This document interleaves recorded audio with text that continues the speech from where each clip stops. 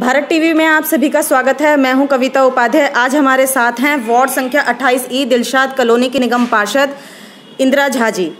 आज हम इनसे जानेंगे कि किसान बिल को लेकर जो सड़क पर हंगामा हो रहा है, विपक्ष एक साथ आ गया है, ऐसे में इंदिरा झा जी का क्या कहना है, किसान बिल के बारे में इनकी क्या सोच है और क्या किस तरीके से किसान बिल को ये बताती हैं जी। भारत टीवी के इस कार्यक्रम के प्रायोजक हैं येलो ग्रीन। सोच बदलो, कुछ अच्छा ट्राई करो। नमस्कार कविता जी। प्रधानमंत्री माननीय नरेंद्र मोदी जी ने किसानों के लिए 3 बिल राष्ट्रपति जी से पास करवाए हैं। ये किसानों के हित के लिए है। विपक्ष को तो आदत है जो अच्छा काम करे उसके अगेंस्ट जो धरना प्रदर्शन करे, उनके अगेंस्ट भड़काना किसानों को। देखिए, सबसे पहला ये है, किसान 1 लाख करोड़ सम्मान निधि प्रधानमंत्री जी ने किसानों को अकाउंट में दिया है, जो आज तक कभी नहीं जाता था। चाहे बाढ़ हो, चाहे अकाल पड़े, कभी किसान के हित में 1 रुपये भेजा जाता था तो वो किसान के पास 15 पैसे मिलता था। ये बात स्वर्गीय प्रधानमंत्री राजीव गांधी जी ने कहा है, ये बात फैक्ट है। लेकिन जब से माननीय प्रधानमंत्री जी आए हैं मोदी जी, तब से सब किसानों को जनधन अकाउंट सभी को खुलवाए हैं। 41 करोड़ अकाउंट खुलवाए गए हैं जनधन में। तो इसके मार्फत जो भी योजना लाए जाते हैं डायरेक्ट किसान के अकाउंट में दिया जाता है। आप देखिए, पहले किसान पर बैन लगा था, जब बिचौलिया के थ्रू आप अपना अनाज बेच सकते हैं।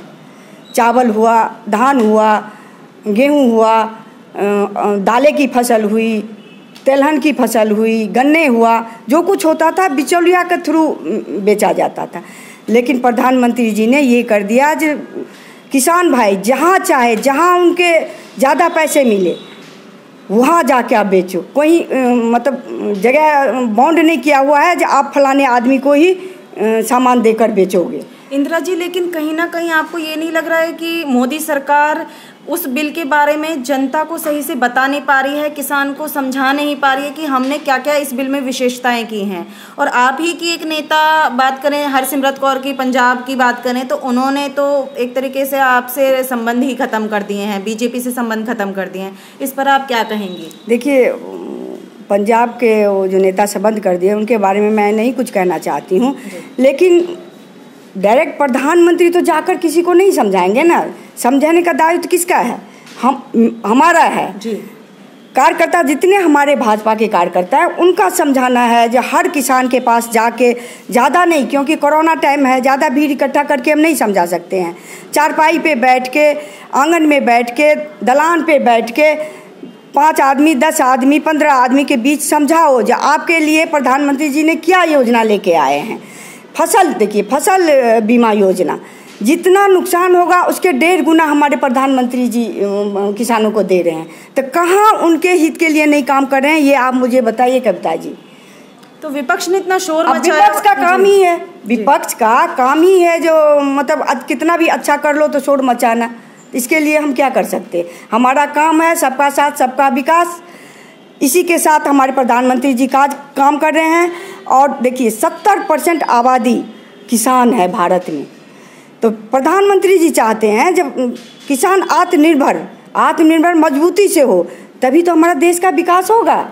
अभी देखिए, 7-8 महीने से कोरोना पीरियड चल रहा है, तो अनाज किसानों के मार्फत अनाज है हमारे देश में। इसीलिए तो प्रधानमंत्री जी नवंबर तक के, दीपावली तक के मजदूर भाइयों को, श्रमिक भाइयों को, रिक्शे वाले, ठेली वाले, रेहड़ी वाले, उनको जो फ्री में अनाज दे रहे हैं।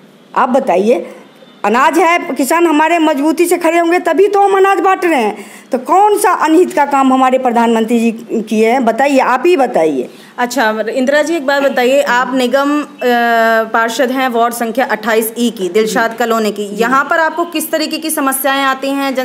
जनता आपके पास आती है, क्या आपको लगता है कि किस तरीके की समस्याएं आ रही हैं यहाँ पर? आप देखिए, शुरू से मैं बताती हूँ, 3.5 साल लगभग मुझे जीत कर आए हुए हो गए हैं। जब से मैं आई हूँ मेरा एक ही मुद्दा है, विकास विकास विकास। चाहे पब्लिक के हेल्थ के लिए हो, बच्चे के स्कूल के लिए हो, सड़क के साफ सफाई के लिए हो, अपने प्रिय को अंतिम संस्कार के लिए जगह का हो। हमारे पास मैटरनिटी डिस्पेंसरी है, उसके लिए महिलाओं के लिए हो। हर जगह मैं विकास की ही काम करती हूँ। शुरू में मैं आई थी तो अपने वार्ड में सबसे पहले मैंने, उस टाइम हमारे माननीय महेश गिरी जी सांसद हुआ करते थे, तो उनके माध्यम से 4 ओपन जिम पार्क में मैंने लगवाए। किसके लिए? पब्लिक के लिए, नागरिक के लिए, युवा जनरेशन के लिए, महिलाओं के लिए और वृद्ध नागरिक के लिए, जो बाहर अंदर जिम जाके कहीं पैसे ना दे, बाहर अपने ओपन जिम में करे, खुली सांसें ले और अपने हेल्थ को स्वस्थ रखे। उसके बाद मेरे पास डिस्पेंसरी, मैटरनिटी डिस्पेंसरी आती है।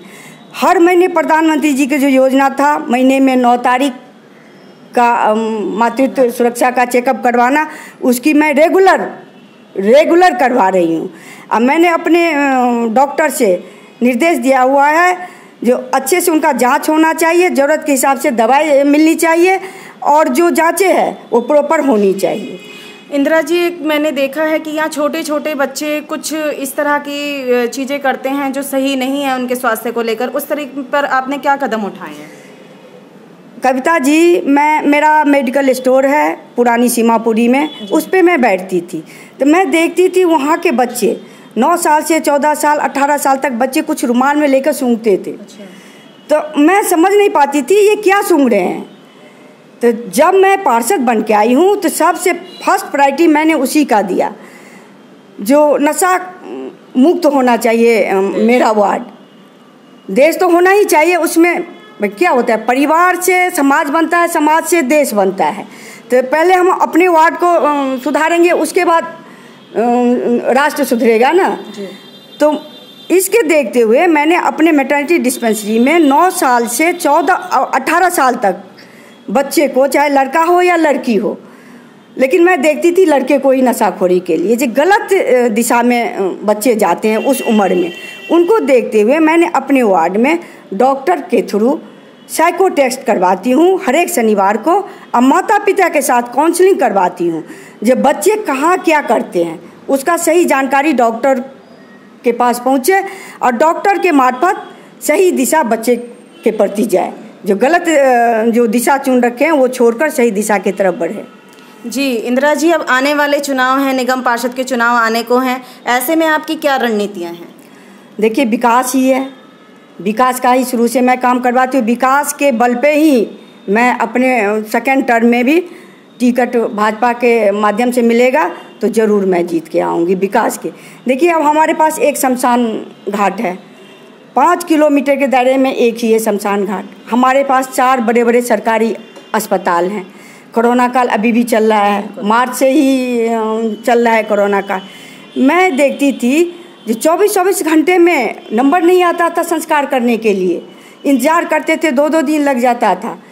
उनको देखते हुए मैंने अपने शमशान घाट में 6 सेट एक्स्ट्रा बनवाए हैं, जिससे कि अपने प्रियजनों को कोई भी लेकर आए तो उनको वेट न करना पड़े।